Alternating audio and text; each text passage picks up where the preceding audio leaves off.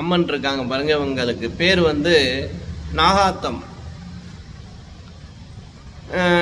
ஒரு கவலை ஒரு கஷ்டம் அப்படின்னா கோவிலுக்கு போவோம். இப்போ எனக்கு சில நேரங்களில் வந்து ஒரு மனசஞ்சலம் ஏற்பட்டாலும் சரி, ஏதேனும் மன தடுமாற்றம் கவலைகள் இருந்தாலும் சரி, இவங்க அம்மாட்ட தான் வந்து கொஞ்ச நேரம் உட்காருங்க.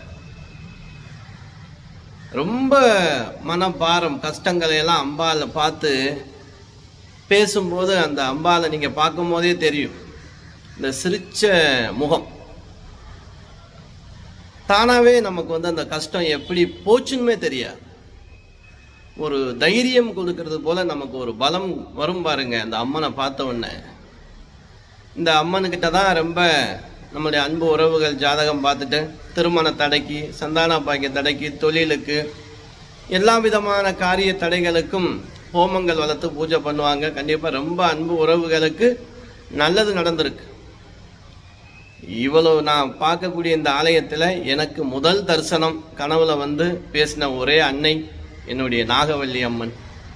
ரொம்ப பிடிக்கும் எனக்கு நாகவல்லி அம்மன். அதுவும் அந்த முகத்தை பார்க்கறதுக்கே நான் தினமும் வந்து அம்பாளுக்கு பூஜை செய்வேன். 18 வருஷமாக இந்த கோவிலில் இருக்கிறதுக்கும் காரணம் இந்த நாகவல்லி அம்மன் தான்.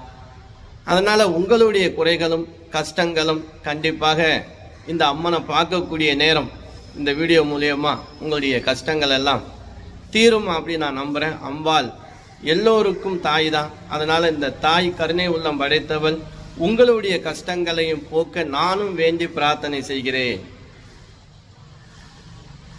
நல்லதே நடக்கும்.